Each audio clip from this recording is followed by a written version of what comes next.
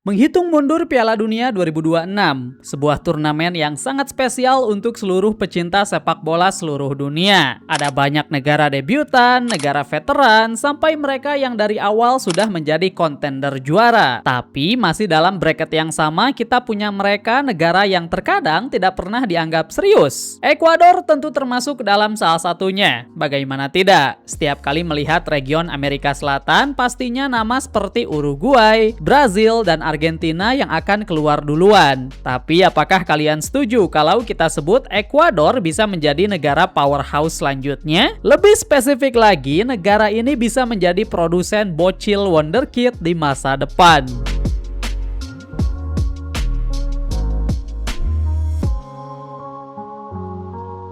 Ekuador masuk ke Piala Dunia 2026 setelah berhasil lolos lewat babak kualifikasi di Amerika Selatan. Mereka berhasil finish di posisi kedua tepat di bawah Argentina dengan catatan 8 menang, 8 draw, dan 2 kalah. Sebuah stat yang cukup B aja mungkin, tapi kalian harus lihat dulu gambaran besarnya. Ekuador belum pernah menjuarai kejuaraan major sebagai negara, tapi belakangan ini namanya berhasil meroket menjadi salah satu negara paling kuat di regionalnya. Ekuador berhasil finish di atas Uruguay dan Brazil. Dari sini saja, to be fair, sudah cukup untuk disebut pencapaian tersendiri. Tapi kenapa bisa nama Ekuador naik belakangan ini? Lewat bukti yang mengatakan nama mereka sedang naik selama beberapa generasi terakhir, maka cukup jelas kalau jawabannya mengarah kepada generasi baru. Menghadapi Piala Dunia 2026, skuad timnas Ekuador memiliki rata-rata umur 26 tahun. Angka yang relatif cukup muda. Sekarang ini ada banyak sekali pemain muda Ekuador yang sedang naik daun dan sudah tersebar di tanah Eropa untuk bermain di berbagai klub tier 1.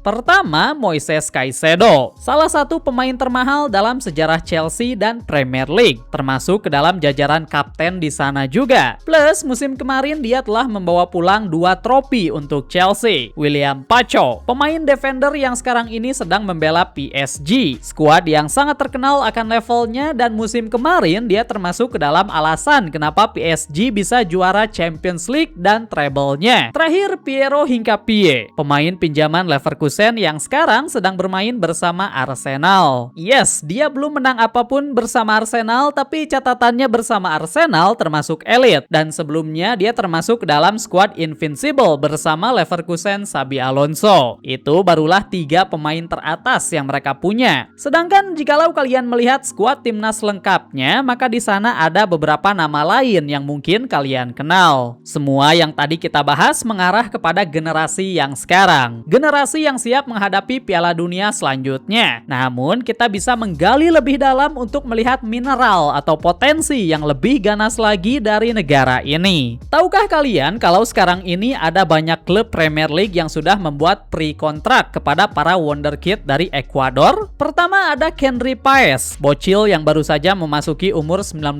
tahun. Sekarang ini dia sedang bermain bersama River Plate di Argentina sebagai pemain pinjaman. Tapi dia sudah mendapatkan pre-kontrak bersama Chelsea. 19 tahun, tapi faktanya mengatakan kalau Chelsea sudah memberikan kontrak kepadanya ketika dia berumur 15 tahun. Musim depan, Kenry akan resmi dibawa ke Inggris untuk bermain di Premier League. Dan biayanya diketahui mencapai 20 juta euro. 20 juta euro untuk bocil 15 tahun. Next, ada juga Justin Lerma, yang untuk satu ini bukan klub Premier League tapi Bundesliga, yakni Borussia Dortmund. Laporannya mengatakan kalau bocil ini banyak yang tertarik, termasuk dari klub Premier League juga seperti Chelsea dan Brighton. Hanya saja pilihannya jatuh ke Jerman. Tapi ada 1 atau 2 nama yang mungkin belum pernah kalian dengar, yakni Quintero Twin. Yes, mereka kembar dan keduanya sudah diamankan duluan oleh Arsenal musim kemarin. Edwin Quintero dan Holger Quintero. Sekarang ini mereka berdua masih berumur 16 tahun dan mereka sedang dipersiapkan untuk join Arsenal di tahun 2027 mendatang. Alias musim depannya lagi. Quintero kembar ini merupakan pemain penyerang dan bisa kalian bayangkan koneksinya nanti seperti apa. Tapi coba kalian bayangkan dulu adanya pemain kembar berkelas Nicolas yang sudah mendapatkan tawaran oleh Arsenal di umur segini. Tentu semua ini bisa terjadi bukan karena sekedar kebetulan. Selama beberapa tahun terakhir, para scout dari klub besar mulai memantau pasar Ekuador, dan ternyata generasi baru yang mereka buat di sana terbukti menarik perhatian. Ada satu nama klub yang muncul ke permukaan sekaligus bertanggung jawab atas kebanyakan nama wonderkid ini, Independiente del Valle. Yang sorry kalau salah sebut, tapi sebut saja klub satu ini sedang berada dalam misi untuk terus menciptakan pemain muda baru yang bertalenta. Mayoritas nama pemain yang tadi kalian dengar seperti Caicedo, Hincapié, dan si kembar, semuanya berasal dari klub satu ini. Sebuah klub yang terkenal akan kualitasnya dan selalu difokuskan ke bibit muda, di mana mereka punya teknologi, teknik, strategi, dan lainnya yang dibuat secara khusus untuk melahirkan pemain berkelas dari muda. Jujur saja, klub satu ini pantas untuk mendapatkan videonya sendiri yang terpisah agar bisa kita gali lebih dalam siapa mereka. So, nantikan dulu. Lewat adanya satu negara yang berhasil menciptakan bibit muda secara konsisten, maka tidak heran jikalau sedikit demi sedikit para scout mulai melihat pasar Ekuador lebih dalam lagi. Bahkan sekarang ini narasinya sudah mulai berubah ketika Ekuador dibandingkan dengan negara Amerika lain. Brazil tentu masih menjadi negara nomor satu untuk pencarian bibit muda. Tapi dikarenakan pasar Brazil yang sudah sangat besar, alhasil lebih seringnya kalian tidak akan mendapatkan kualitas yang terjamin. Brazil untuk sekarang sudah berubah menjadi negara kuantitas bukan lagi kualitas. At least dari beberapa level. Sedangkan Ekuador sana mereka tidak punya banyak pemain muda, atau setidaknya hanya ada beberapa nama saja yang layak menarik perhatian klub besar. Hanya saja sangat jarang bagi pemain muda asal Ekuador yang gagal ketika sudah ditransfer ke klub besar. Alhasil mereka lebih terkenal sebagai negara kualitas bukan kuantitas. Hit rate yang dimiliki oleh Ekuador terbukti lebih tinggi. Plus satu faktor lain yang mungkin tidak kalian sadari tentu saja mengarah ke masalah harga. Maksudnya seperti ini. Mari kita buka lagi kasus Endrick musim kemarin. Pemain berkelas wonderkid dari Brazil yang digadang akan menjadi the next A, B, dan lainnya. Real Madrid harus membayar 60 juta euro untuk pemain ini. 60 juta untuk pemain yang masih sangat hijau di Eropa.